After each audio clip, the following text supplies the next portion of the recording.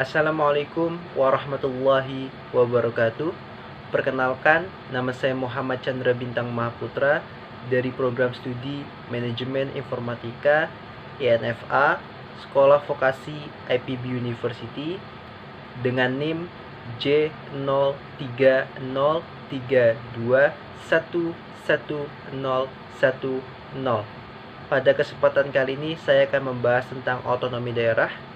Video ini dibuat dalam rangka pemenuhan tugas akhir pendidikan kewarganegaraan. Selamat menyaksikan. Baik, video ini dibuat sebagai pemenuhan tugas akhir pendidikan kewarganegaraan.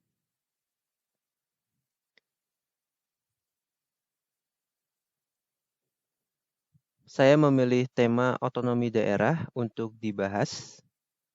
Berikut data saya. Nama saya Muhammad Chandra Bintang Mahaputra dengan NIM J03032111010. Manajemen Informatika, program studi saya, INFA tepatnya. Dan saya berasal dari Sekolah Vokasi IPB University. Pertama-tama saya ingin membahas pengertian otonom menurut etimologi atau asal-usul katanya. Otonom berasal dari bahasa Yunani, yakni dari kata autos, yang artinya adalah diri mereka sendiri, dan nomos yang berarti hukum atau aturan. Dari sisi etimologi, kita dapat mengartikan otonom sebagai mengurus diri mereka sendiri atau dalam konteks wilayah adalah mengurus wilayah sendiri. Bisa juga kita artikan sebagai mengurus rumah tangga sendiri. Atau bisa juga kita artikan sebagai mengatur rumah tangga sendiri. Sekarang kita beralih ke pengertian menurut KBBI. Berdasarkan KBBI, otonomi daerah adalah hak, wewenang, dan kewajiban daerah untuk mengatur dan mengurus rumah tangganya sendiri sesuai dengan peraturan perundang-undangan yang berlaku. Sekarang kita beralih ke pengertian menurut ahli. Saya mengambil pendapat dari Syarif Soleh. Syarif Soleh mengatakan bahwa otonomi daerah merupakan hak yang mengatur serta memerintah daerahnya sendiri, di mana hak tersebut merupakan hak yang diperoleh dari pemerintah pusat. Nah, ini yang paling penting, yakni pengertian menurut undang-undang. Otonomi daerah adalah hak, wewenang, dan kewajiban daerah otonom untuk mengatur dan mengurus sendiri urusan pemerintah dan kepentingan masyarakat setempat dalam sistem Negara Kesatuan Republik Indonesia. Pengertian ini diambil dari Undang-Undang Nomor 23 Tahun 2014. Dari sini kita bisa melihat bahwa secara umum otonomi daerah dapat diartikan sebagai di mana hak, wewenang, dan kewajiban daerah otonom untuk mengatur dan mengurus sendiri rumah tangganya, mengurus sendiri pemerintahannya, yang mana hal itu diperoleh dari pemerintah pusat. Dasar hukum dari otonomi daerah saya memilih dua. Ada Undang-Undang Nomor 23 Tahun 2014. Undang-undang ini juga merupakan hasil revisi dari Undang-Undang Nomor 32 Tahun 2004. Sama-sama tentang pemerintahan daerah. Yang kedua, yakni ketetapan MPR RI Nomor 4 /MPR 2000 tentang rekomendasi kebijakan dalam penyelenggaraan otonomi daerah. Tujuan otonomi daerah.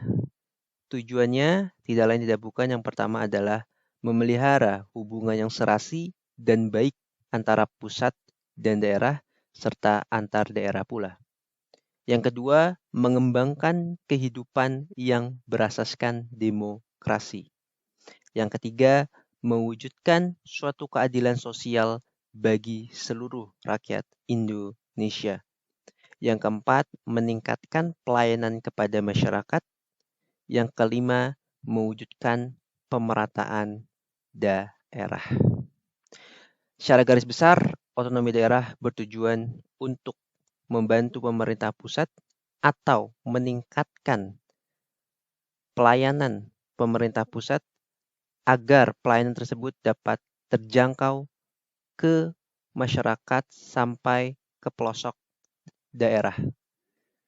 Itulah secara garis besar fungsi dari otonomi daerah, yakni pemerintah pusat dapat menjangkau masyarakat yang berada di setiap daerah.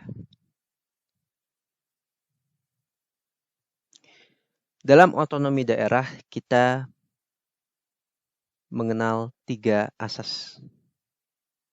Yang pertama adalah asas desentralisasi, yakni adanya penyerahan wewenang dari pemerintah pusat kepada daerah-daerah otonomi berdasarkan struktur Negara Kesatuan Republik Indonesia.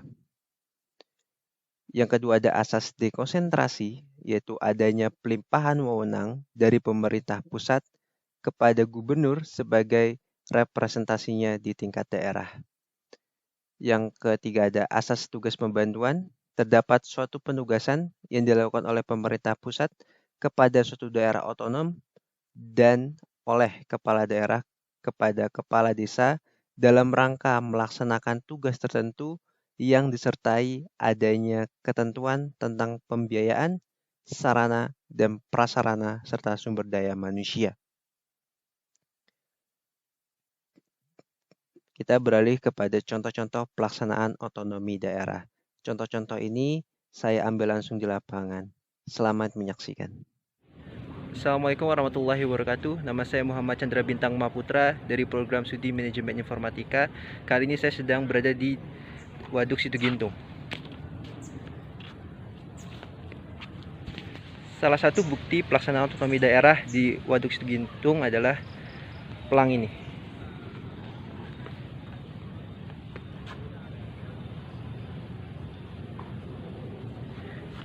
Jadi Danau Situgintung dikelola oleh pemerintahan daerah, tepatnya Kota Tangerang Selatan. Pemerintah Kota Tangerang Selatan memiliki wewenang untuk mengelola Waduk Situgintung. Hal ini merupakan penerapan otonomi daerah dalam pariwisata. Sekarang saya sedang berada di Samsat. Salah satu wewenang daerah adalah menarik pajak kendaraan pada rakyatnya. Penarikan pajak berguna untuk menopang pelaksanaan otonomi daerah.